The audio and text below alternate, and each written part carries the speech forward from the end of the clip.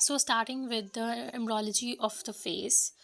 Embryology of the face is immensely important regarding for the ENT aspirants because frequently asked है at least इस दफ़ा 4 to 5 MCQs embryology of the face से ही आए हुए थे. ठीक है. The thing is ये फ्रीक्वेंटली आस्क होता है ईयर की एम्ब्रोलॉजी, फेस की एम्ब्रोलॉजी, नोज़ की एम्ब्रोलॉजी और नेक की एम्ब्रोलॉजी जो कि इम्पॉर्टेंट है. ये सब चीज़ें इंपॉर्टेंट हैं और ये इस वजह से मिस आउट हो जाती है क्योंकि हम एम्ब्रोलॉजी की बुक से सेपरेटली हेड नेक पढ़ना भूल जाते हैं.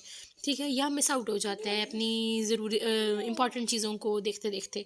ठीक है, तो इसलिए मैंने इसी में ये इंक्लूड कर दिया कि आपका मिस आउट ना हो. First of all the embryology of the face के लिए एक इंपॉर्टेंट चीज़ है इसका एरिया समझना. ठीक है, इसके क्रेनियली हमारे पास न्यूरल प्लेट होती है और काउडली हमारे पास, ठीक है, टेल एंड पे हमारे पास क्या होती है, पेरिकार्डियम होती है. ठीक है, जब आप एम्ब्रियो की शेप देखेंगे तो आपको थोड़ा सा पता चलेगा कि क्रेनियली हमारे पास न्यूरल प्लेट है, काउडली हमारे पास पेरिकार्डियम है, लैटरली हमारे पास ये देखें, लैटरली हमारे पास ये मैंडिबुलर और मैक्सिलरी प्रोसेसेस हैं. लैटरली ऊपर मैक्सिलरी है, नीचे मैंडिबुलर प्रोसेस है, उसके सेंटर में एक पिट डेवलप होती है फर्स्टली जिसको हम स्टोमोडियम कहते हैं. This one is the stomodeum.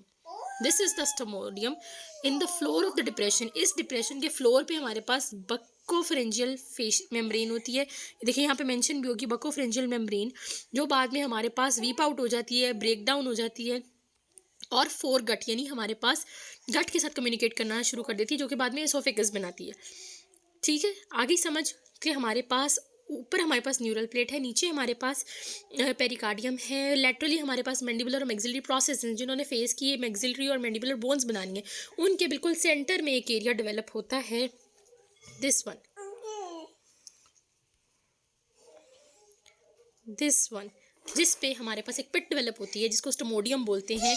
ये मुझे इस दफ़ा एमसीक्यू आया था कि प्रिमिटिव माउथ को क्या कहते हैं. Primitive mouth is stomodeum. उसके हमारे पास फ्लोर में हमारे पास बकोफरेंजियल फेशिया प्रेजेंट होता है जो कि बाद में हमारे पास 4th वीक में ख़त्म हो जाता है और हमारे पास कम्युनिकेट करना शुरू कर देता है फोर गट के साथ. देन फर्दर डेवलपमेंट समझने के लिए हमें कुछ इंपॉर्टेंट चीज़ों को समझना पड़ेगा. हमारे पास क्या होती है, 3 प्रोसेसेस बन जाते हैं. Frontonasal process, this is the frontonasal process. ठीक है, जो कि फ्रंटल साइड से ग्रो करता है टुवर्ड्स द स्टोमोडियम.